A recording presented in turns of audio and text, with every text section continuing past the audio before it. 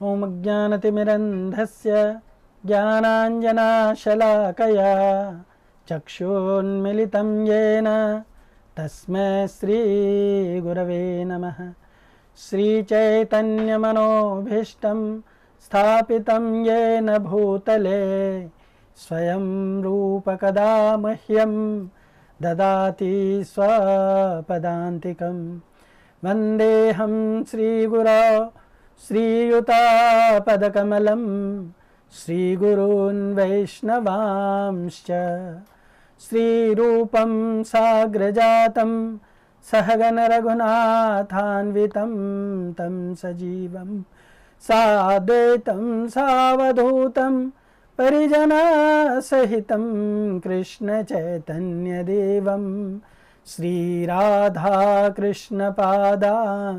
सहगण ललिता श्रीविशाखान्वितांश्च। हे कृष्ण करुणा सिंधु दीनबंधु जगत्पते गोपेश गोपिकाकान्त श्रीराधाकान्त नमोस्तुते। तप्तकाञ्चन गौरांगी श्रीराधे वृन्दावनेश्वरी वृषभानुसुते देवी प्रणमामि हरिप्रिये। वाञ्छाकल्पतरुभ्यश्च कृपा सिन्धुभ्यैव च पतितानां पावनेभ्यो वैष्णवेभ्यो नमो नमः। जय श्री कृष्ण चैतन्य प्रभु नित्यानंद श्री अद्वैत गदाधर श्रीवासादि गौर भक्तवृंद। हरे कृष्णा कृष्णा कृष्णा हरे हरे हरे राम राम राम हरे हरे।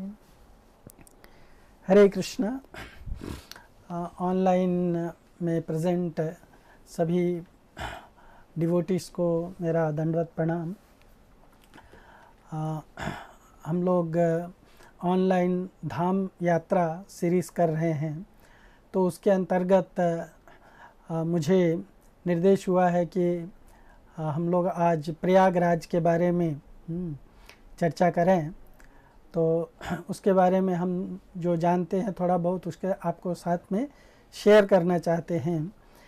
प्रयाग शब्द का अर्थ होता है, प्र का अर्थ होता है बहुत बड़ा, तथा याग का अर्थ होता है यज्ञ।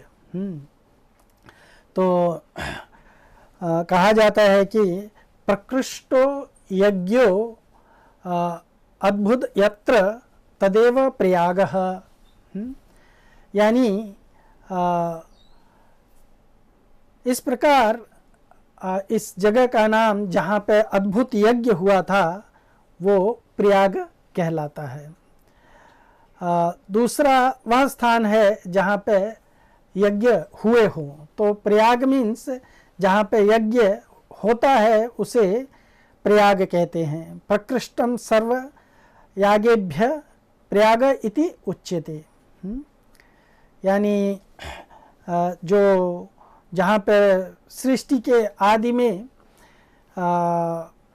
यहाँ ब्रह्मा जी ने प्रकृष्ट यज्ञ किया था, इसी से इसका नाम प्रयाग कहलाया। तो ब्रह्मा ने यज्ञ क्यों किया था, उसका कारण था। पृथ्वी को बचाने के लिए भगवान ब्रह्मा ने यहाँ पर एक बहुत बड़ा यज्ञ किया था, और इस यज्ञ में वो स्वयं पुरोहित थे। भगवान विष्णु उस यज्ञ के यजमान थे और भगवान शिव उस यज्ञ के देवता बने थे। तब अंत में तीनों देवताओं ने अपनी शक्ति पुंज के द्वारा पृथ्वी के पाप बोझ को हल्का करने के लिए एक वृक्ष उत्पन्न किया था। यह एक बरगद का वृक्ष था जिसे आज अक्षय वट के नाम से जाना जाता है। और ये अक्षय वट आज भी आप प्रयागराज में जाकर के दर्शन कर सकते हैं। ये अक्षय वट कहा जाता है कि अमर है, इसका प्रमाण है कि औरंगजेब ने इस अक्षय वट को नष्ट करने के बहुत प्रयास किए। इसे खुदवाया, जलवाया, इसकी जड़ों में तेजाब तक डलवा दिया, किंतु वर प्राप्त यह अक्षय वट आज भी विद्यमान है, अक्षय यानी जिसका क्षय संभव नहीं है। तो आज भी औरंगजेब के द्वारा जलाने के चिन्ह देखे जा सकते हैं।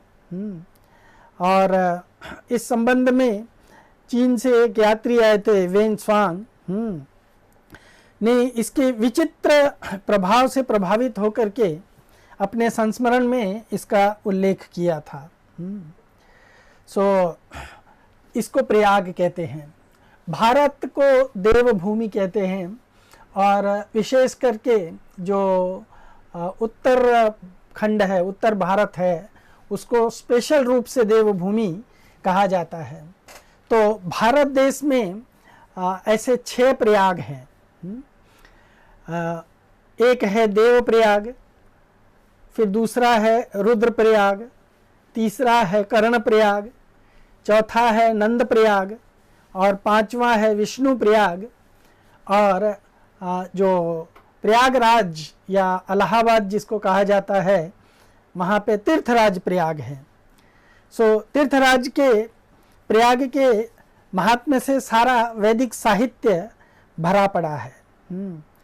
कहते हैं एक्चुअली, ब्राह्मीण पुत्री त्रिपथा त्रिवेणी समागमेनाछत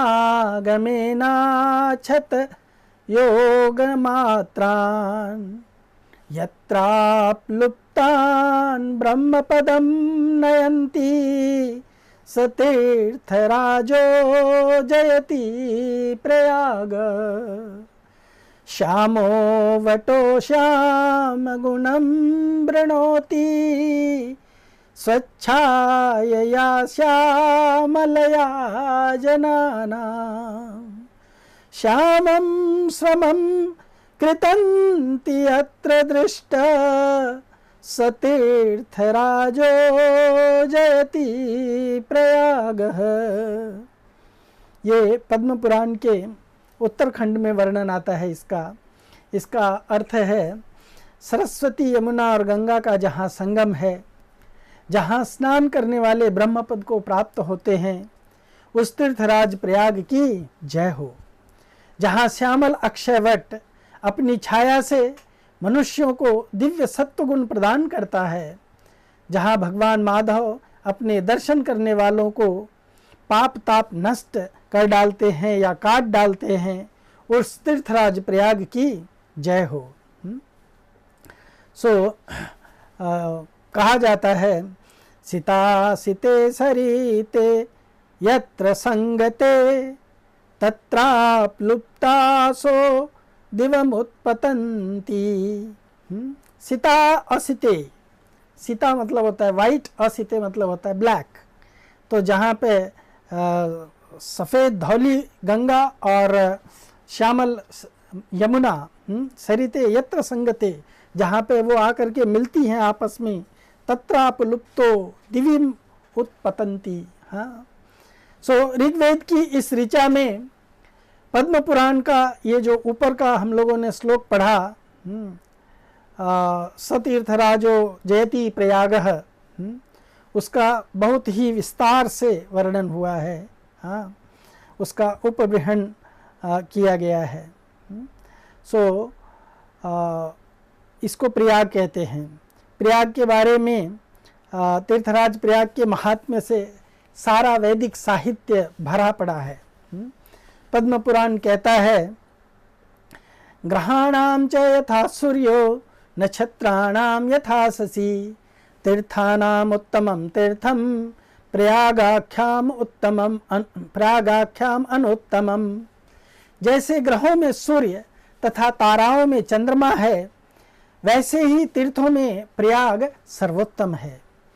आदिवट समाख्यात कल्पान्ते अपि च दृश्यते सेते विष्णुर्यस्य पत्रे अतो अथ अव्ययम स्मृतः। यह अक्षयवट आदिवट कहलाता है और कल्पांत में भी देखा जाता है। इसके पत्ते पर भगवान विष्णु शयन करते हैं, अतः यह वट अव्यय समझा जाता है।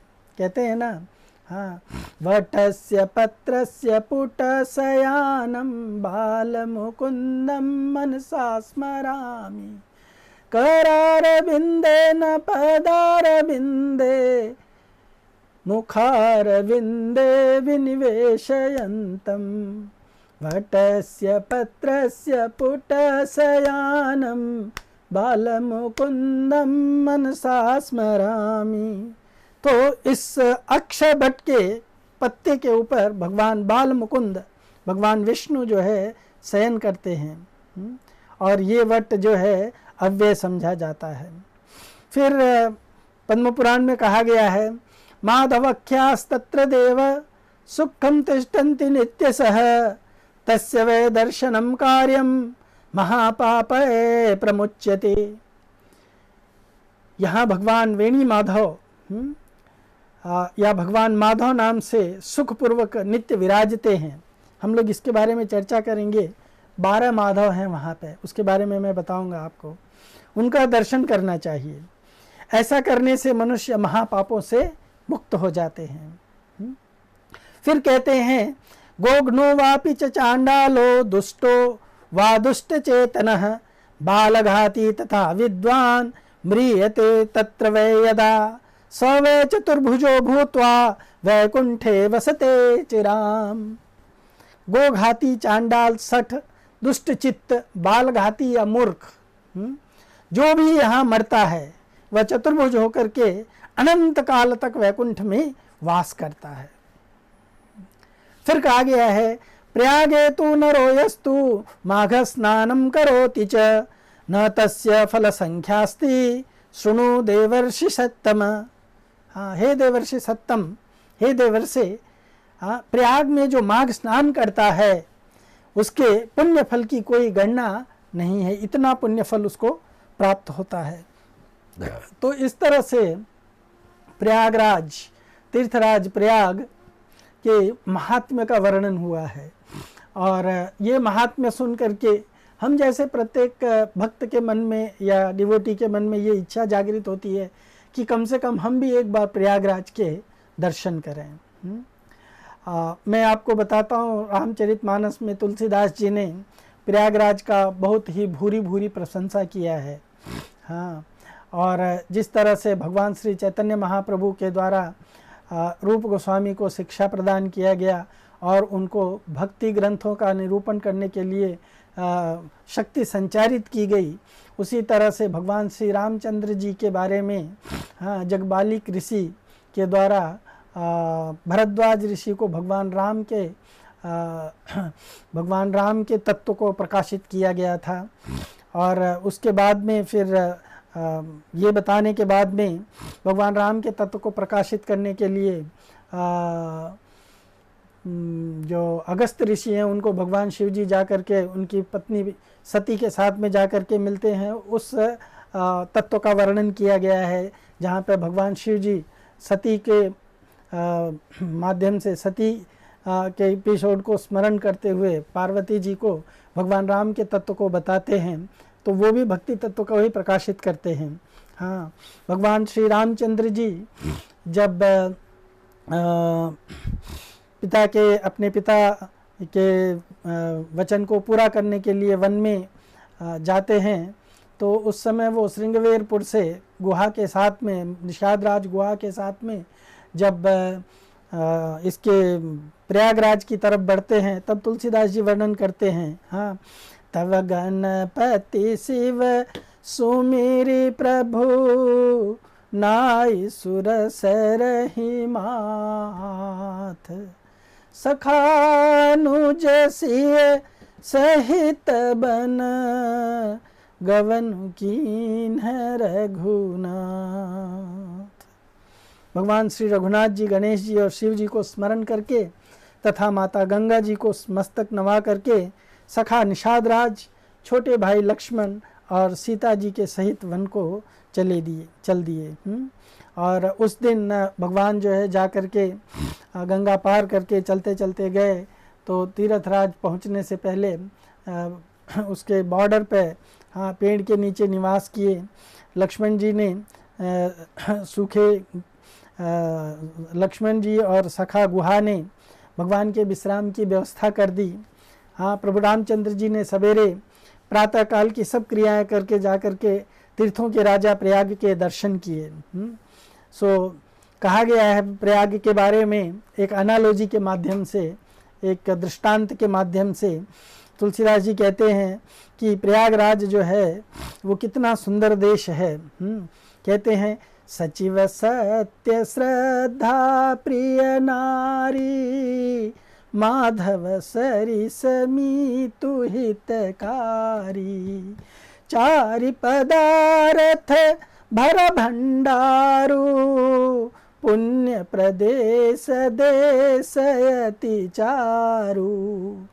कहते हैं उस राजा यानी प्रयागराज के सत्य मंत्री हैं, श्रद्धा प्यारी स्त्री है, और श्रीवेणी माधव जी सरीखे हितकारी मित्र हैं, और चारों पदार्थ धर्म अर्थ काम और मोक्ष से भंडार भरा पड़ा है, और वह पुण्यमय प्रांत ही उस राजा का सुंदर देश है। सो प्रयागराज की वर्णन करते हुए इतना सुंदर एनालॉजी दे रहे हैं कि उस वहाँ पे मंत्री कौन है? सत्य। सत्य, जहाँ पे किसी भी प्रकार के झूठ का कोई आचरण नहीं चलता है। श्रद्धा प्यारी स्त्री है, हाँ, और माधव जी सरीखे मित्र हैं, हाँ, और चारों पदार्थ, हाँ, उससे पूरा भंडार भरा पड़ा है। क्षेत्र अगम गढ़ो गाढ़ सुहावा, सपने हूँ नहीं प्रतिपच्छिन पावा, सेन सकल तीरथ बर बीरा, कलुसयनी कदल नरन धीरा। प्रयाग क्षेत्र ही दुर्गम, मजबूत और सुंदर गढ़ है, किला है, जिसको स्वप्न में भी पाप रूपी शत्रु नहीं पा सकते हैं। संपूर्ण तीर्थ ही उसके श्रेष्ठ वीर सैनिक हैं, जो पाप की सेना को कुचल डालने वाले बड़े रणधीर हैं। कितनी सुंदर एनालॉजी कर रहे हैं तुलसीदास जी। संगम सिंहा सनु सुठी सोहा, छत्रु अखय वट मुनि मन मोहा, चंवर जमुनेरु गंग तरंगा, देखी हो ही दुख दारिद भंगा। गंगा यमुना और सरस्वती संगम ही उसका अत्यंत सुशोभित सिंहासन है। अक्षयवट उसका छत्र है, जो मुनियों के भी मन को मोहित कर लेता है। यमुना जी और गंगा जी की तरंगे उसके श्याम और श्वेत चंवर हैं, हाँ, जिनको देखकर ही दुख और दरिद्रता नष्ट हो जाती है। से वही सुकृति साधु सुचि, पावहि सब मन काम, बंदी वेद पुराण गण, कहीं विमल गुण ग्राम। पुण्यात्मा पवित्र साधु उसकी सेवा करते हैं और सब मनोरथ पाते हैं। वेद और पुराणों के समूह भाट हैं, जो उनके निर्मल गुणगानों का बखान करते हैं।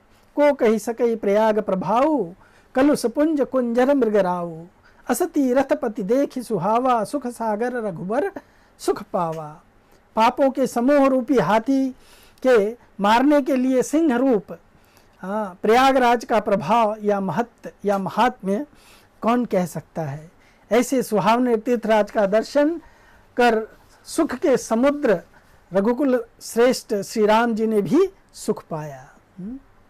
उन्होंने अपने श्रीमुख से सीता जी, लक्ष्मण जी और सखा गुह को तीर्थराज प्रयाग की महिमा कह करके सुनाई। तदंतर प्रणाम करके वन और बगीचों को देखते हुए बड़े प्रेम से उसके महात्म्य कहने लगे। भगवान रामचंद्र जी उसका महात्म्य कहते हुए कहते हैं, हाँ, महात्म्य बताने लगे। और इस प्रकार भगवान राम जी ने त्रिवेणी का दर्शन किया, जो स्मरण करने से ही सब सुंदर मंगलों को देने वाली है। तो आज हम लोग वर्चुअली उन जगहों पर जाएंगे जो मुख्य स्थान हैं, और उनके वर्चुअल दर्शन करेंगे। हाँ, जिस तरह से भगवान राम जी के साथ में गुहा थे, हाँ, उनके मित्र लक्ष्मण थे, माता सीता थी, और इनको यात्रा लेकर के, और भगवान जो है वो धाम सेवक की तरह से भगवान राम जी ही पर्सनली उनको वहाँ पे धाम के दर्शन कराते थे। और धाम के दर्शन कराते कराते भगवान जो है उनको भरद्वाज ऋषि के आश्रम में लेके जाते हैं। भरद्वाज ऋषि से उनका मेल मिलाप होता है। भगवान एक दिन वहाँ पे विश्राम करते हैं, भरद्वाज ऋषि से आदान प्रदान करते हैं, और फिर भरद्वाज ऋषि के कुछ 4 शिष्यों को लेकर के, यद्यपि जाने के लिए तो 50 शिष्य तैयार थे, फिर भी भरद्वाज ऋषि ने 4 शिष्यों को या 5 शिष्यों को उनके साथ चुन करके साथ दे दिया कि उनको चित्रकूट का मार्ग बता दें। तो इस तरह से भगवान रामचंद्र जी तीर्थराज प्रयाग का सुंदर वर्णन करते हैं और उसका भ्रमण करते हैं। प्रयाग तीर्थराज कहे जाते हैं। वे समस्त तीर्थों के अधिपति कहलाते हैं। 7 पुरियाँ, हाँ, पवित्र शहर जैसे अयोध्या, मथुरा, द्वारका, वाराणसी, हरिद्वार, उज्जैन और कांचीपुरम इनकी रानियां कहलाती हैं। गंगा यमुना की धारा ने पूरे प्रयाग क्षेत्र को 3 भागों में बांट रखा है। ये 3 भाग अग्नि स्वरूप यज्ञ वेदी माने जाते हैं, है ना, जहाँ पे मतलब यज्ञ वेदी है और उसमें अग्नि जल रही है। सो ये अग्नि स्वरूप यज्ञ वेदी माने जाते हैं 3 भाग जो गंगा यमुना जी ने डिवाइड करके रखा है। इनमें गंगा यमुना के मध्य का भाग जो है गार्हपत्य अग्नि कहलाता है। मध्य का भाग गार्हपत्य अग्नि कहलाता है। और गंगा पार का भाग, यानी गंगा को पार करेंगे तो प्रतिष्ठानपुर या झूसी एरिया आती है, हाँ, उसको आहवनीय अग्नि कहा जाता है। और यमुना पार का जो क्षेत्र है जिसको अलर्कपुर या अरेल ग्राम कहते हैं या अरेल भी कहा जाता है, उसको दक्षिणाग्नि कहा जाता है। तो इन भागों में पवित्र होकर के एक एक रात्रि निवास करने से इन अग्नियों की उपासना का फल मिलता है। अगर हम इस क्षेत्र में धाम में भ्रमण कर रहे हैं तो हम लोग तो अभी वर्चुअली वहाँ पे जा रहे हैं, तो हमें से चाहिए कि हम वहाँ पे मन से ही एटलीस्ट वहाँ पे एक एक दिन या एक एक रात्रि निवास करें। प्रयाग में प्रतिवर्ष माघ मेला होता है, और इस माघ मेला जो 1 महीने का माघ मेला होता है इसे कल्पवास कहते हैं। बहुत से श्रद्धालु यात्री प्रतिवर्ष गंगा यमुना के मध्य में कल्पवास करते हैं। कल्पवास कोई लोग, और सौर मास, कल्पवास जो है उसको कुछ लोग जो है सौर मास यानी सोलर कैलेंडर या सोलर मंथ, हाँ, सौर मास की मकर संक्रांति से कुंभ की संक्रांति तक मानते हैं। और जो लोग चंद्रमास का अनुसरण करते हैं वो पूरे माघ महीने को, हाँ, कल्पवास मानते हैं। तो यहाँ पे प्रयागराज में प्रति 12वें वर्ष जब बृहस्पति वृष राशि में और सूर्य मकर राशि में होते हैं तो प्रयाग में कुंभ पर्व होता है। इसमें लाखों यात्री यहाँ आते हैं और इस कुंभ का लाभ लेते हैं। कुंभ से 6ठे वर्ष अर्धकुंभी मेला होता है। इस अवसर पर भी माघ महीने भर प्रयाग में भारी मेला बना रहता है जिसको माघ मेला कहा जाता है। ये बहुत ही प्रसिद्ध है। और ये भी प्रसिद्ध है कि सम्राट हर्षवर्धन प्रयाग में प्रति 5वें वर्ष वास्तव में या बेसिकली 5 वर्ष का समय दे करके कुंभ और अर्धकुंभी के जो बीच का समय होता है, हाँ, उसके दरमियान सभा का एक अर्धकुंभी के बाद समय और एक कुंभ के समय वो एक धर्म सभा का आयोजन करते थे और उसमें अपना सर्वस्व दान कर दिया करते थे। प्रयाग में गंगा यमुना का संगम में स्नान करके प्राणी समस्त पापों से मुक्त होकर के स्वर्ग का अधिकारी हो जाता है और इस क्षेत्र में देह त्यागने वाले व्यक्ति या प्राणी की मुक्ति हो जाती है। इस तरह के वचनों से सारे शास्त्र भरे पड़े हैं, सारे पुराण भरे पड़े हैं। तो इस तरह से इस प्रयाग क्षेत्र के बारे में इसका महात्म्य हुआ, इसका वर्णन हुआ। अब अगर हम मान लीजिए प्रयाग क्षेत्र में जाते हैं तो वहाँ पे हमें क्या करना चाहिए? क्योंकि हम मानसिक रूप से इस प्रयाग क्षेत्र में पहुँच रहे हैं, हाँ, तो प्रयाग क्षेत्र में मुख्य कर्म हमें क्या करना चाहिए ये हम जानेंगे और इसके अनुसार हम जो है अपनी मानसिक स्थिति के अनुसार वहाँ पे पहुँचने का प्रयत्न करेंगे। कहा जाता है कि तीर्थों में जाने के बाद में उपवास, जप, दान, पूजा पाठ तो मुख्य रूप से होता ही है। हाँ, तीर्थों में स्नान, हाँ, देवताओं के दर्शन इत्यादि तो लोग करते ही हैं। हाँ, भागवत श्रवण या पुराणों का श्रवण करना, कथा श्रवण करना करते ही हैं। किसी तीर्थ विशेष का कुछ विशेष कर्म भी होता है। तो प्रयाग का मुख्य कर्म है मुंडन करना। अन्य तीर्थों में क्षौर करना वर्जित है। क्षौर करना यानी मुंडन करना वर्जित है। हाँ, किंतु प्रयाग में मुंडन करने की विधि है। कहा जाता है कि जब प्रयाग में जाएं तो वहाँ पे त्रिवेणी संगम के पास एक निश्चित स्थान पे मुंडन होता है, वहाँ जाकर के मुंडन करना चाहिए। उसके बाद में त्रिवेणी संगम में स्नान करना चाहिए। कहते हैं कि विधवा स्त्रियां भी मुंडन करवाती हैं और सौभाग्यवती स्त्रियों के लिए वेणी दान की विधि है। वहाँ पे वेणी यानी अपनी चोटी जो बांधते हैं उसको वेणी कहते हैं, तो उसके दान की विधि है। वो कैसे किया जाता है?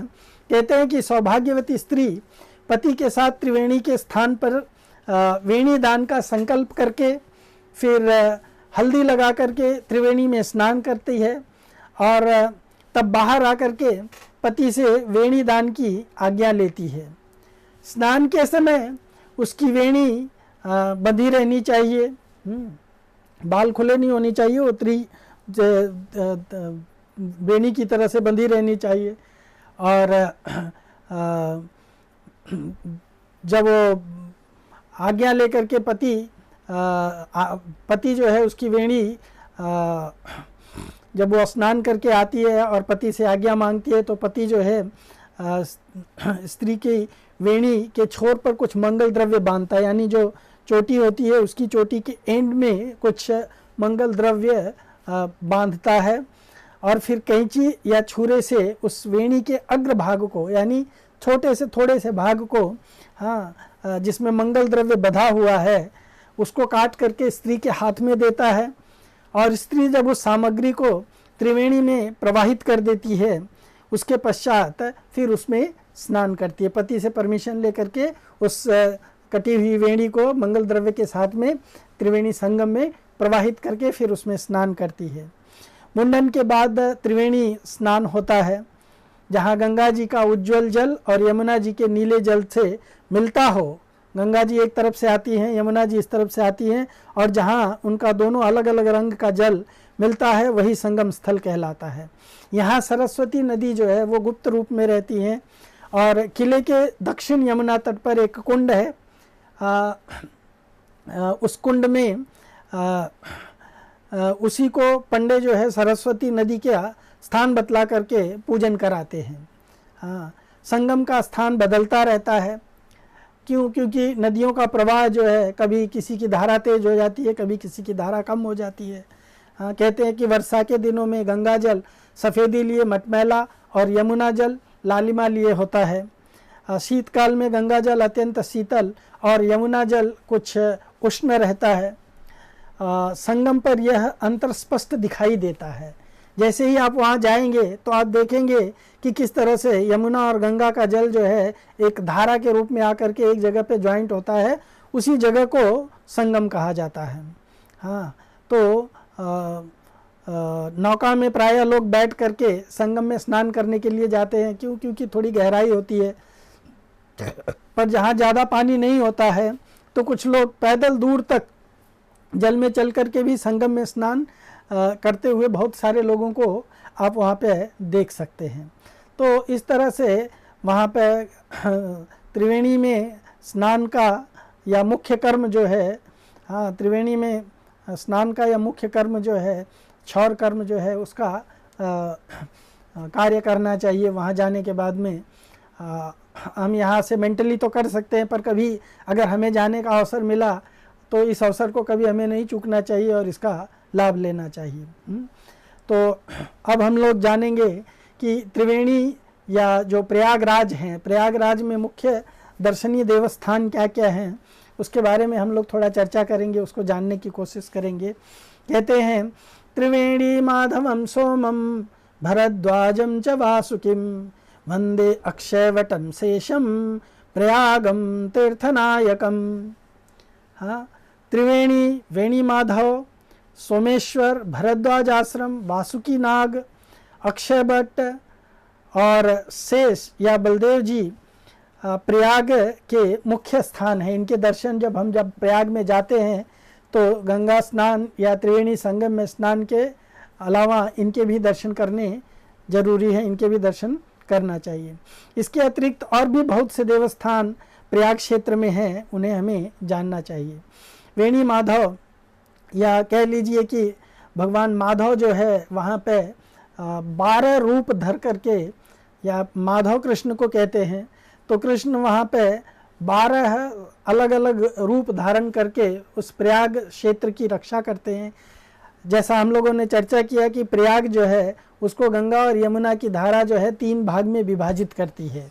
हाँ, एक झूसी या प्रतिष्ठानपुर का क्षेत्र, एक अलर्क का क्षेत्र और एक वेणी माधव या जिसको प्रयाग क्षेत्र कहा जाता है। हाँ, जो मुख्य क्षेत्र है। हाँ, तो उसमें 4-4 माधव, तीनों अलग अलग भागों में 4-4 माधव हैं, माधव जी के स्वरूप हैं जो इसकी चारों तरफ से, इसकी सब तरफ से रक्षा करते हैं। तो ये माधव जो हैं 12 माधव। हाँ, फिर अक्षयवट, यानी अक्षयवट जो है उसको पातालपुरी मंदिर भी कहते हैं। हाँ, वहाँ पे फिर बड़े या लेटे हुए हनुमान जी हैं, मनकामेश्वर जी हैं, सोमनाथ जी हैं, नाग वासुकी हैं, बलदेव जी या शेष जी हैं। नाग वासुकी से 2 मील आगे गंगा तट के ऊपर शिवकुटी या कोटि तीर्थ है। बलदेव जी से 2 मील आगे गंगा तट पर भरद्वाज आश्रम है। आलोपी देवी झूसी और झूसी प्रतिष्ठानपुर में है। हाँ, तो इस तरह से यहाँ पे इतने सारे दर्शनीय स्थल हैं। सो हम लोग पहले इसके परिक्रमा की चर्चा करते हैं, फिर परिक्रमा की चर्चा करने के बाद में फिर हम लोग इनके जो अलग अलग क्षेत्र हैं, जैसे अक्षय वट है, 12 माधव हैं, हाँ, नाग वासुकी हैं, तो इनके बारे में हम थोड़ा थोड़ा जानकारी अर्जित करेंगे। यद्यपि पुराणों में तो इनके बारे में बहुत सारी चर्चाएं की गई हैं, पर हमारे पास में शायद इतना समय नहीं होगा। हाँ, हम लोग वहाँ पे जो कुंभ मेला लगता है उसके कारणों की भी थोड़ी सी चर्चा करेंगे। भगवान श्री चैतन्य महाप्रभु वहाँ पे किस तरह से विजिट करते हैं और किस तरह से रूप गोस्वामी को शिक्षा देते हैं, उसके बारे में भी हम लोग थोड़ा बहुत जानने की कोशिश करेंगे। पर अभी हम लोग प्रयाग की परिक्रमा के बारे में चर्चा करते हैं। अभी तक कहते हैं कि 27 वर्षों से प्रयाग की परिक्रमा जो है, या वेणी माधव की जो परिक्रमा है, हाँ, वो पंचक्रोशी परिक्रमा भी कहते हैं आजकल उसको, तो वो बंद थी। पर अभी अभी ये रिसेंट जो गवर्नमेंट है उत्तर प्रदेश में, उन्होंने इसको पुनः से आरंभ करवाया है और उस परिक्रमा मार्ग का पुनः कायाकल्प किया जा रहा है। सो प्रयाग की परिक्रमा 2 प्रकार की होती है। एक परिक्रमा कहलाती है अंतर्वेदी परिक्रमा और दूसरी परिक्रमा कहलाती है बहिर्वेदी परिक्रमा। जैसे एक यज्ञ कुंड बनाते हैं ना, वेदी, हाँ, यज्ञ वेदी जिसको कहते हैं, तो एक कुंड का इनसाइड भाग होता है और एक कुंड का आउटसाइड भाग होता है। तो अंतर्वेदी परिक्रमा जो है जैसे कुंड के, अग्नि कुंड के या यज्ञ कुंड के अंदर ही अंदर कर रहे हैं, और बहिर्वेदी परिक्रमा जो है वो यज्ञ कुंड के बाहर की करते हैं। तो ऑफ कोर्स ये दोनों कुंडों की परिक्रमा करने में बड़ा डिफरेंस है। हाँ हाँ, हम लोग बहुत तो ज़्यादा नहीं चर्चा कर पाएंगे इसके बारे में, पर मैं जितना जानता हूँ आपको उसके बारे में शेयर करने की कोशिश करता हूँ।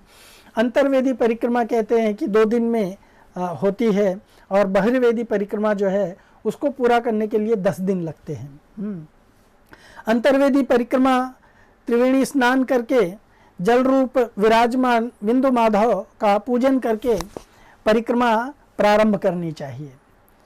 त्रिवेणी संगम में जाकर के स्नान कीजिए, वहीं पे भगवान बिंदु माधव जी जो है, जो जल रूप में विद्यमान हैं, उनका स्मरण करना चाहिए, उनका ध्यान करना चाहिए, और फिर दाएं हाथ की तरफ से परिक्रमा आरंभ करनी चाहिए। बाएं हाथ की तरफ से परिक्रमा आरंभ करनी चाहिए, बाएं से दाएं की तरफ। सो यमुना जी में मधुकुल्या, घृतकुल्या, निरंजन तीर्थ, आदि तीर्थ और ऋण मोचन तीर्थ जो है, वो जो अकबर के द्वारा जो बनाया गया किला है, उस किले के सामने जो यमुना जी बहती हैं, तो यमुना जी में ये नदियां हैं। हाँ, मधुकुल्या मतलब मधु की नदी, घृतकुल्या मतलब घृत की नदी, हाँ, निरंजन तीर्थ, आदित्य तीर्थ, ऋण मोचन तीर्थ, तो ये किले के लंबाई तक इनमें ये सारे स्थान हैं, हाँ, जो यमुना जी के अंदर हैं। तो इसका प्रोविज़न है कि यहाँ पे या तो आचमनी करते चलिए, मार्जन कीजिए, या तो यहाँ पे स्नान करके और इनको प्रणाम करके आगे यमुना जी के किनारे ही, हाँ, ये किले के आगे की बात कर रहे हैं, किले के आगे से पाप मोचन तीर्थ है, परशुराम तीर्थ है, हाँ, जो सरस्वती कुंड के नीचे पड़ता है, तो गोघट्टन तीर्थ है, पिशाच मोचन तीर्थ है, कामेश्वर तीर्थ है, या जिसको मन कामेश्वर शिव जी भी कहा जाता है। देन कपिल तीर्थ है, इंद्रेश्वर शिव जी का स्थान है, तक्षक कुंड है, तक्षकेश्वर शिव जो बरुआ घाट कहते हैं, जहाँ पे आपका आजकल इस्कॉन का मंदिर भी है, उसको बलुआ घाट या बरुआ घाट कहते हैं, हाँ, जो दरियाबाद मोहल्ले में आता है, जो यमुना के जस्ट किनारे पर ही बैठा हुआ है। उसके बाद में उसी लाइन में कालिया ह्रद है, चक्र तीर्थ है, सिंधु सागर तीर्थ है, हाँ, जो ककराहा घाट के पास से होते हुए सड़क के पांडव कूप, वरुण कूप, गड़ई की सराय में होकर के कश्यप तीर्थ, द्रव्येश्वर नाथ शिव चौक में होते हुए सूर्य कुंड होकर के भरद्वाज आश्रम, कर्नलगंज जिसको कहा जाता है, वहाँ जाकर के रात्रि में विश्राम करना चाहिए। और उसके बाद में प्रातःकाल उठ करके भरद्वाजेश्वर, हाँ, भरद्वाजेश्वर, सीताराम आश्रम, विश्वामित्र आश्रम, गौतम आश्रम, जमदग्नि आश्रम, वशिष्ठ आश्रम, हाँ, वायु आश्रम, ये सब उस भरद्वाज आश्रम के एरिया क्षेत्र में ही आता है, हाँ, उसी के हाथे में आता है। ये सारे तीर्थों का दर्शन करना चाहिए। और उसके बाद में, उसके दर्शन करने के बाद में उच्च श्रवास्थान, नागवासुकी, ब्रह्मकुंड, दशा अश्वमेधेश्वर शिव जी के दर्शन करना चाहिए। दशा अश्वमेधेश्वर शिव जी का स्थान वो स्थान है जहाँ पे बैठ करके, दशाश्वमेध घाट के ऊपर ही है ये, वहाँ पे बैठ करके भगवान चैतन्य महाप्रभु ने रूप गोस्वामी को रूप की जो शिक्षा दी थी, क्या क्या शिक्षा दी थी वो आपको बताऊंगा मैं। तो रूप गोस्वामी को वहाँ पे शिक्षा दी थी, उसको रूप गोस्वामी शिक्षा स्थली भी कहा जाता है। बहुत सारे लोग नहीं जानते हैं, पर जो गौड़ीय वैष्णव हैं वो जब वहाँ पे विज़िट करते हैं तो उसके बारे में जानकारी हासिल करते हैं। फिर लक्ष्मी, और उसी के ऊपर वेणी माधव जी का मंदिर कहलाता है, उसी के जस्ट बगल में ये थोड़ी दूर पे, हाँ। सो वहाँ से लक्ष्मी तीर्थ, देन महोदधि तीर्थ, हाँ, मलापह तीर्थ, उर्वशी कुंड, शक्र तीर्थ, विश्वामित्र तीर्थ, बृहस्पति तीर्थ, अत्रि तीर्थ, दत्तात्रेय तीर्थ, दुर्वासा तीर्थ, सोम तीर्थ, सारस्वती तीर्थ, सारस्वत तीर्थ, ये सारे तीर्थ जो है, जो गंगा जी की धारा जाती है, हमने देखा ना कि किस तरह से कुछ तीर्थ जो है वो यमुना जी के घाट में है, यमुना जी की धारा में है ना, मधुकुल्या, घृतकुल्या, निरंजनी इत्यादि। और यहाँ पे ये सारे तीर्थ जो हम लोगों ने चर्चा किया, लक्ष्मी तीर्थ, महोदधि तीर्थ, हाँ, उर्वशी कुंड, शक्र तीर्थ, मलापह तीर्थ, विश्वामित्र तीर्थ, ये सब जो है गंगा जी की धारा में है, ये सब गंगा जी के अंदर आते हैं। तो हम वहाँ से जो मार्ग है, वहाँ से जाते समय उन सबको स्मरण करना चाहिए, उनको प्रणाम करना चाहिए, और प्रणाम करते हुए लेटे हुए या बड़े हनुमान जी जो हैं उनके दर्शन करके फिर त्रिवेणी में जा कर के स्नान करके इसको समाप्त किया जाना चाहिए। कहा जाता है कि प्रयाग को तीर्थों का राजा इसलिए कहा जाता है क्योंकि यहाँ पर भगवान श्री हरि विष्णु स्वयं अधिष्ठाता के रूप में विराजमान है। शास्त्रों के अनुसार भगवान श्री ब्रह्मा जी ने जब गंगा, यमुना और सरस्वती के संगम पर सृष्टि का प्रथम यज्ञ किया था, तब उस यज्ञ की रक्षा का भार भगवान विष्णु ने ग्रहण किया था। और अपने 12 स्वरूपों, हाँ, त्रिवेणी माधव, शंख माधव, संकटहर माधव, हाँ, वेणी माधव, असी माधव, मनोहर माधव, अनंत माधव, बिंदु माधव, पद्म माधव, गदा माधव, आदि माधव, चक्र माधव, हाँ, के द्वारा पूरे 100 वर्षों तक पावन यज्ञ की पवित्रता एवं सुरक्षा को अक्षुण्ण रखा था। स्वामी हरि चैतन्य ब्रह्मचारी जी के अनुसार सृष्टि रचना को ब्रह्मा जी ने यज्ञ के लिए त्रिकोणात्मक वेदी बनाई थी, ट्रायंगुलर वेदी बनाई थी, इसीलिए 3 भाग हैं उसके, है ना, जो गंगा और यमुना के हिस्से देखते हैं, जैसे झूसी का क्षेत्र, अलर्क का क्षेत्र और प्रयाग का क्षेत्र। हाँ, सो त्रिकोणात्मक वेदी बनाई थी, उसे अंतर्वेदी, मध्यवेदी और बहिर्वेदी के रूप में जाना जाता है। बहिर्वेदी झूसी में है, अंतर्वेदी अड़ेल ग्राम में है और मध्यवेदी दारागंज क्षेत्र में है, जहाँ पे वेणी माधव जी का मंदिर है। वेणी माधव जी का मंदिर है और वेणी माधव जी के साथ में माधव हैं और त्रिवेणी मैया जो है उनके साथ में स्थित हैं। हाँ, तो यह क्षेत्र, हर क्षेत्र में 4-4 माधव स्थित हैं। मत्स्य पुराण में लिखा गया है कि 12 माधव की परिक्रमा करने वाले को सारे तीर्थों और देवी देवताओं के दर्शन का पुण्य प्राप्त हो जाता है। 12 माधव की परिक्रमा प्राचीन परंपरा रही है। मान्यता है कि संगम तट पर निवास करने वाले महर्षि भरद्वाज सहित अनेक ऋषि मुनि 12 माधव की परिक्रमा करते रहे हैं, लेकिन कालांतर में धीरे धीरे परिक्रमा का दौर समाप्त हो गया। मुगल व अंग्रेज शासनकाल में 12 माधव के मंदिरों को काफ़ी नुकसान पहुंचाया गया, जिससे परिक्रमा की परंपरा रुक गई। देश को आज़ादी मिलने के बाद में संत प्रभुदत्त ब्रह्मचारी ने 12 माधव की खोज की। फिर शंकराचार्य निरंजन तीर्थ देव तीर्थ, धर्म सम्राट स्वामी करपात्री जी महाराज के साथ 1961 में माघ स्नान में 12 माधव की परिक्रमा फिर से आरंभ कराई गई।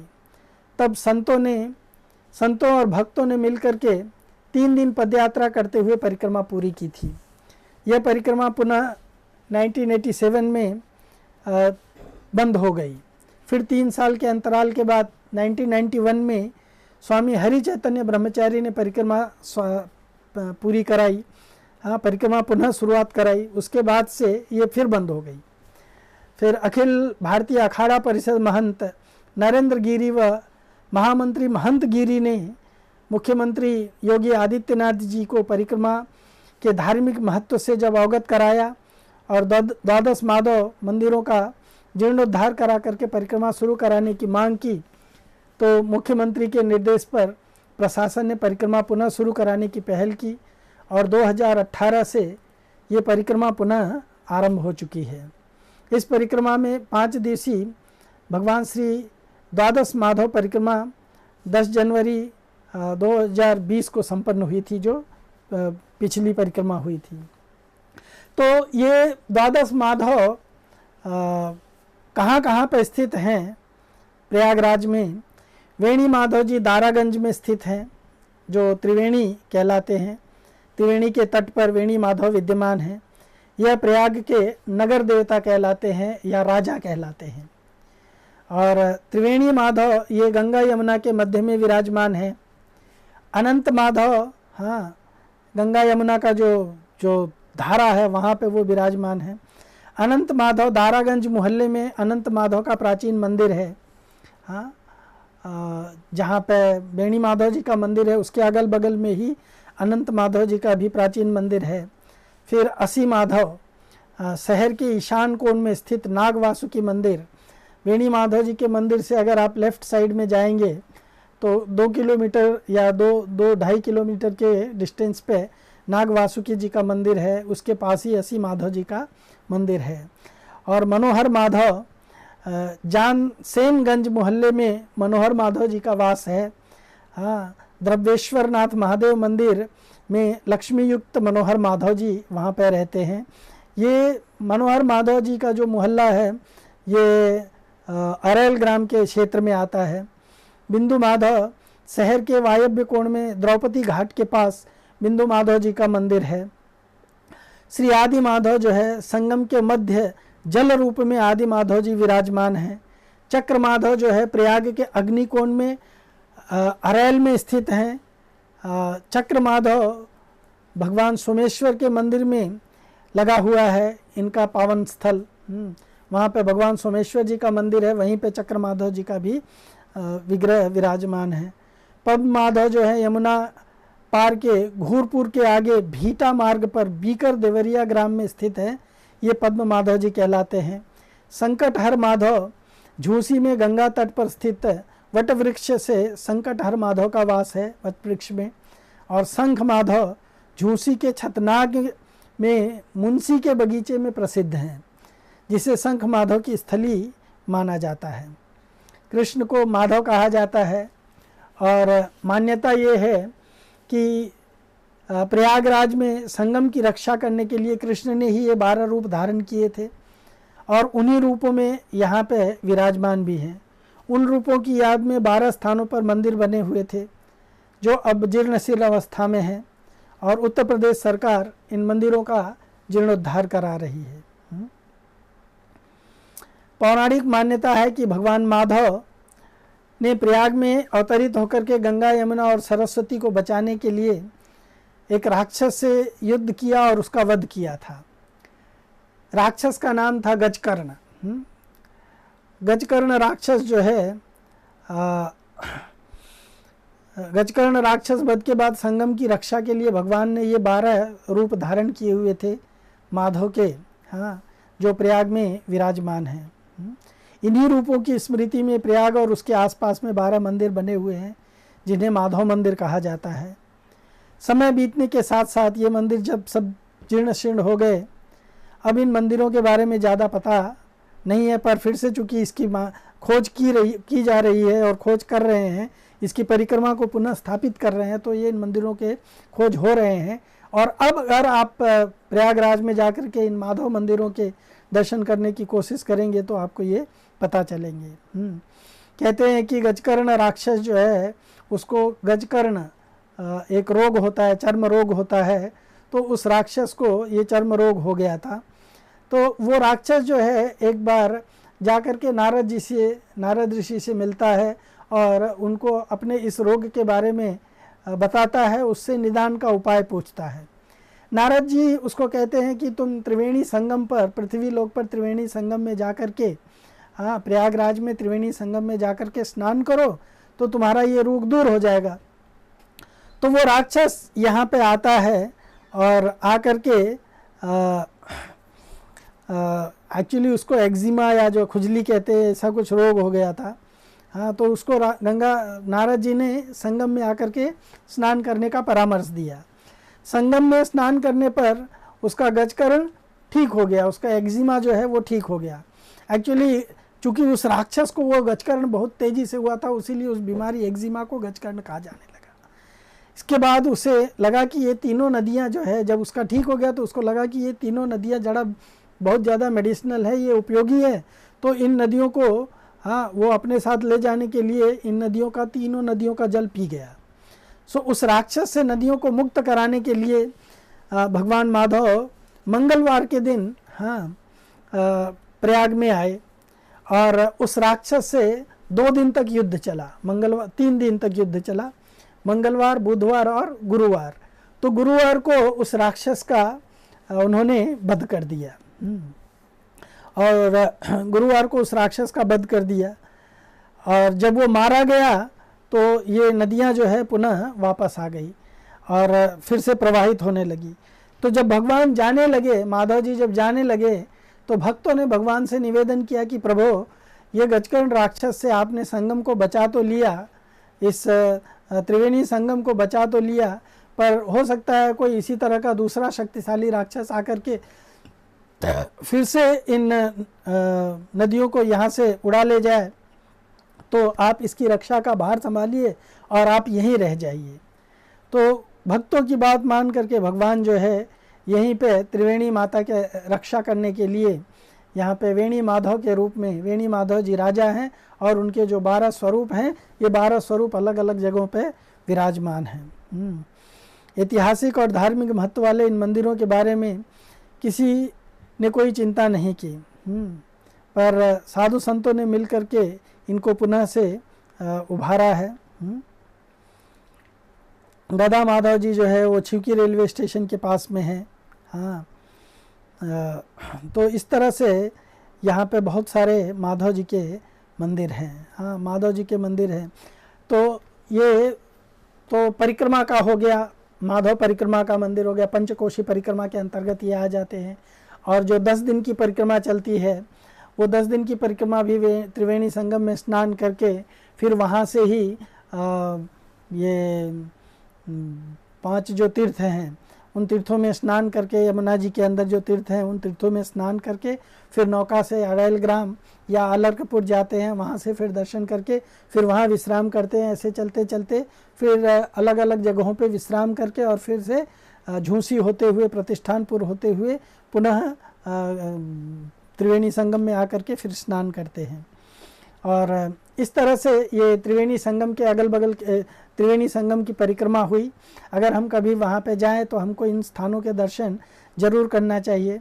भरद्वाज जी के आश्रम के बारे में आपको बताया। भरद्वाज जी का आश्रम मैंने रामचरितमानस से आपको बताया।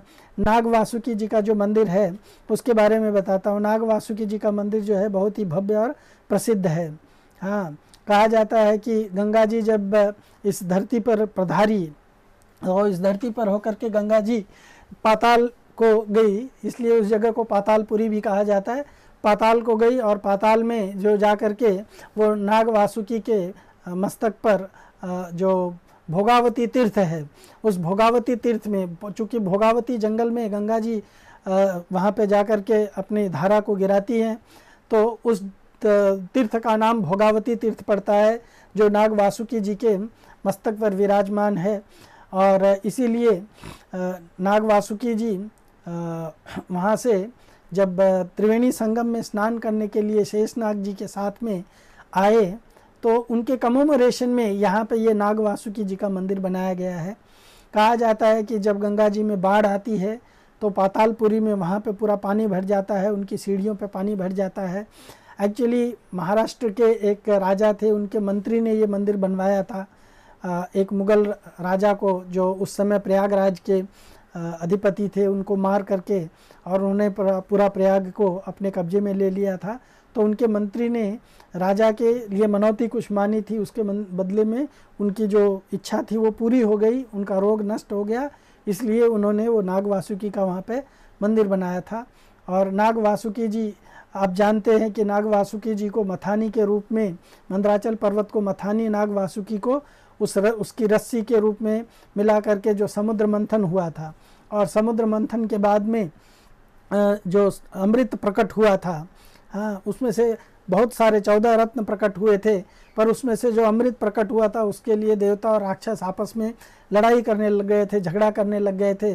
और उस लड़ाई में, छीना झपटी में और भागा भागी में अमृत जो है ऐसे 4 जगहों पे गिरा, जो प्रयागराज है, हरिद्वार है, उज्जैन है और नासिक है। तो यहाँ पे जब उस समय का नक्षत्र प्रकट होता है तो उस समय वो वहाँ पे प्रकट होता है अमृत, और उसको पाने के लिए इतने सारे लोग जो है वहाँ पे आकर के उस त्रिवेणी संगम में स्नान करते हैं। तो ये बहुत ही महत्वपूर्ण है। हाँ, नाग वासुकी जी वहाँ पे आए, तो नाग वासुकी के स्मरण से हमें ये कुंभ मेला का, और कुंभ मेला का स्मरण से हमें ये जो समुद्र मंथन हुआ था उसका स्मरण होता है। और उसके बाद में कुंभ मेले में इतने सारे लोग आते हैं, वहाँ पे बहुत सारे प्रीचिंग के भी प्रभाव है। प्रभुपाद जी कहते हैं कि हम लोग कुंभ मेला में आकर के और यहाँ पे जो आए हुए लोग हैं उनको भगवान कृष्ण के बारे में प्रचार प्रसार करते हैं। तो इस तरह से नाग वासुकी है, भरद्वाज जी का आश्रम है। वहाँ से ही अगर आप जाएंगे तो जो भरद्वाज जी का आश्रम है दारागंज नहीं, उसका नाम क्या है, कुछ दूसरा नाम है, मैं भूल गया अभी। सो वहाँ से अगर आप और थोड़े दूर जाएंगे तो वहाँ पे गंगा जी की जो धारा वहाँ से पीछे से आती है, हाँ, उस गंगा जी की धारा के नीचे जो इनका स्टोरी आपने सुना होगा, जो नारद जी ने उस शिकारी को, हाँ, भक्त बना दिया था, वो उसका स्थान है। वो उसका स्थान है जहाँ पर नारद जी ने उस शिकारी को भक्त बना दिया था। मैं उस शिकारी का भी नाम भूल गया, अभी याद आएगा तो मैं आपको बताता हूँ। हाँ, सो इस तरह से वहाँ पे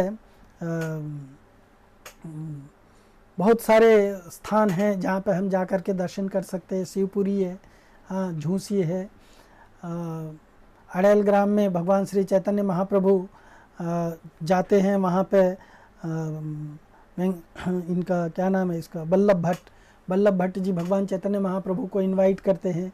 चैतन्य महाप्रभु उनके घर जाते हैं, और जब जाते हैं तो किस तरह से वो यमुना में जब बोट से जा रहे होते हैं, यमुना के ब्लैक या यमुना की श्यामल धारा को देख करके उनको वृंदावन का स्मरण हो आता है, कृष्ण का स्मरण हो आता है, और वो भाव विभोर होकर के नृत्य करने लगते हैं। तो ऐसे लगता है कि जैसे नौका पलट जाएगी, भक्त किसी तरह से उनको संभालते हैं। और उसके बाद में फिर भगवान श्री चैतन्य महाप्रभु बल्लभ भट्ट जी के यहाँ जाते हैं। वहाँ पे अगर आप जाएंगे तो वहाँ पे भगवान श्री चैतन्य महाप्रभु के अभी तो कुछ निशान नहीं है, लेकिन आप वो जगह देख सकते हैं, हाँ, जिसको वल्लभाचार्य की बैठक के नाम से प्रसिद्ध है। वो बैठक नंबर 83 कहते हैं, हाँ। तो वहाँ पे आप जाके उस जगह का दर्शन कर सकते हैं जहाँ पे भगवान श्री चैतन्य महाप्रभु वल्लभ और रूप गोस्वामी के साथ में अनुपम, जिनका नाम वल्लभ भी था, उनके साथ वहाँ पे गए हुए थे भिक्षा पाने के लिए वल्लभाचार्य के घर पे। वहाँ पे भगवान ने एक और ब्राह्मण आए हुए थे, उनके साथ में बहुत सारी शास्त्रों की चर्चा की थी, कृष्ण के बारे में चर्चा की थी। चैतन्य चरितामृत में इसका विस्तार से वर्णन किया गया है। हम लोगों के पास में तो इतना स्कोप नहीं है कि हम लोग अभी उसकी ठीक से चर्चा करें। और उसके बाद में फिर किस तरह से भगवान वहाँ पे सारे लोगों को दर्शन देते हैं। गंगा यमुना में जो बाढ़ आती है, उससे भी ज़्यादा बाढ़ भगवान श्री चैतन्य महाप्रभु के वहाँ पे पहुँचने से आई थी। जब भगवान श्री हाथ उठा करके हरे कृष्ण महामंत्र, हरे कृष्णा कृष्णा कृष्णा हरे हरे, हरे राम राम राम हरे हरे का कीर्तन करते थे, तो पूरी जन समुदाय जो है जन सैलाब के रूप में उमड़ पड़ता था। तो इस तरह से वहाँ पे उसका दर्शन होता। भगवान श्री चैतन्य महाप्रभु उसी समय बल्लभ और रूप गोस्वामी जी आकर के उनको मिलते हैं। भगवान जो है एक दाक्षिणात्य ब्राह्मण के घर जाकर के भिक्षा प्राप्त कर रहे होते हैं। उसी समय रूप गोस्वामी और उनके छोटे भाई वल्लभ या अनुपम दूर से उनको प्रणाम करते हैं। महाप्रभु जी उनको पहचान लेते हैं, उनको बुलाते हैं, उनको आलिंगन करते हैं और फिर उनको अपने साथ रखते हैं। और इस तरह से भगवान श्री चैतन्य महाप्रभु उनको पूरे प्रयाग में घुमाते हैं और फिर दशाश्वमेधेश्वर मंदिर के पास में बैठ करके घाट के पास वहीं पे सनातन गोस्वामी रूप गोस्वामी को शिक्षा देते हैं। क्या शिक्षा देते हैं? भक्ति तत्व, रस तत्व, प्रांत, हाँ, सब सिखाइल प्रभु भागवत सिद्धांत। भक्ति तत्व सिखाते हैं, भागवत तत्व सिखाते हैं, हाँ, भगवान कृष्ण के बारे में सत्य सिखाते हैं। और रामानंद पासे यत सिद्धांत सुनीला, रूपे कृपा करी प्रभु सब संचारीला।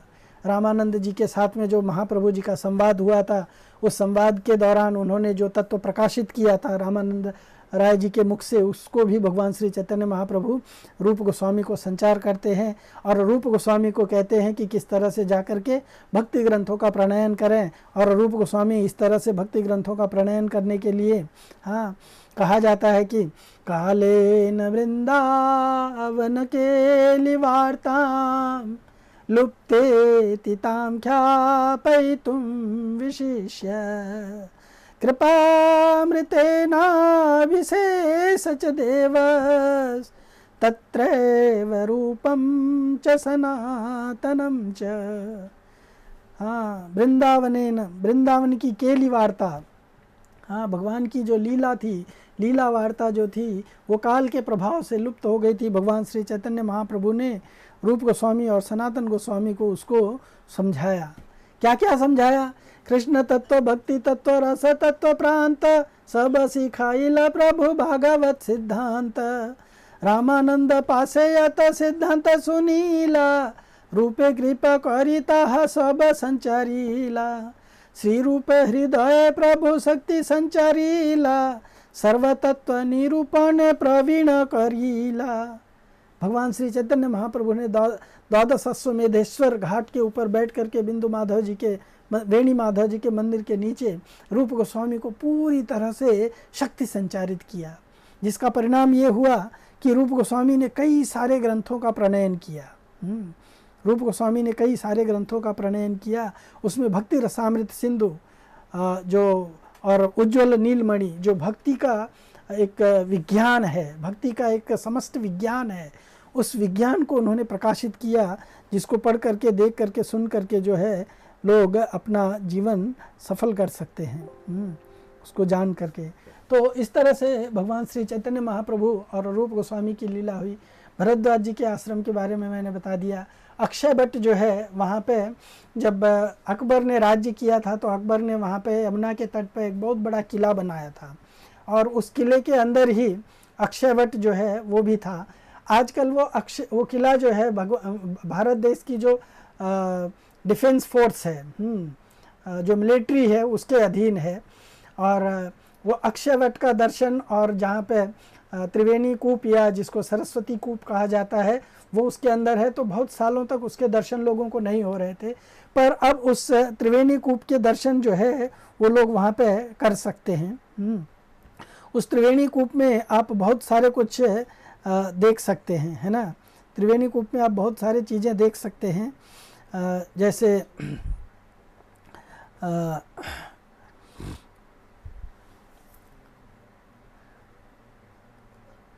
अक्षय वट में आप अक्षय वट के दर्शन कर सकते हैं, वहाँ के सरस्वती कूप का दर्शन कर सकते हैं, वहाँ पे जो विभिन्न विग्रह हैं उनके दर्शन कर सकते हैं, वहाँ पे शिव जी का विग्रह जो शिव जी का जो शिवलिंग है उसका दर्शन कर सकते हैं। हाँ, और वहाँ पे और भी बहुत सारा दर्शन कर सकते हैं। तो इस तरह से अक्षय वट का दर्शन होता है। अक्षय वट जैसे मैंने बताया कि भगवान ने उस अक्षय वट को रक्षा के लिए वहाँ पे प्रकट किया था। और उसके बाद में अक्षय वट के नीचे राइट हैंड साइड में टुवर्ड्स त्रिवेणी संगम लेटे हुए हनुमान जी हैं। कहा जाता है कि एक डिवोटी थे जो हनुमान जी के एक बहुत बड़े विग्रह को नॉर्थ में हिमालय के किसी रेंज में, उत्तराखंड के किसी रेंज में उनको स्थापित करना चाहते थे, पर उसको स्थापित करने के लिए उनको जितने भी तीर्थ हैं सारे तीर्थों में हनुमान जी के उस विग्रह को स्नान कराना चाहते थे। तो वो समस्त तीर्थों में उस विग्रह को स्नान करा के हो गया। और उसके बाद में जब वो त्रिवेणी संगम में स्नान कराने के लिए लेके आए तो भगवान हनुमान जी ने उनके ड्रीम में आकर के कहा कि अब मैं यहाँ से आगे नहीं जाना चाहता हूँ और अब मैं यहीं पे पड़ा रहूँगा। तो उनकी बात मान करके उस डिवोटी ने हनुमान जी के उस विग्रह को वहीं पे छोड़ करके चले गए। तो वो विग्रह जो है हनुमान जी वहाँ पे लेटे हुए हैं, बड़े हनुमान जी कहलाते हैं वो। और विश्व में हनुमान जी का यही एक ऐसा विग्रह है जहाँ पे हनुमान जी रिक्लाइनिंग या लेटे हुए पोजीशन में हैं। और पहले तो वहाँ पे केवल हनुमान जी थे, ओपन में कोई भी देख सकता था, पर आजकल वहाँ पे बहुत सारी व्यवस्था हो गई है, उनका बड़ा सुंदर मंदिर बनाया गया है। ये मंदिर भी आप लोग वहाँ पे देख सकते हैं। ये मंदिर भी आप लोग वहाँ पे देख सकते हैं। तो इस तरह से हनुमान जी के दर्शन होते हैं। और इस तरह से ये प्रयागराज का जो दर्शन है, हाँ, प्रयागराज का जो इस तरह से दर्शन है ये बहुत ही सुंदर दर्शन है। कभी हमें अवसर मिले तो हमें अवश्य जाना चाहिए। हमने इसके बारे में जो सुना, मैं जितना तक आप लोगों को जानता था थोड़ा बहुत शेयर किया आपको। कुछ बचा रह जाए तो आप उसके लिए मुझे क्षमा करेंगे और आशीर्वाद देंगे आपका। आपका बहुत बहुत धन्यवाद। Thank you so much. Hare Krishna.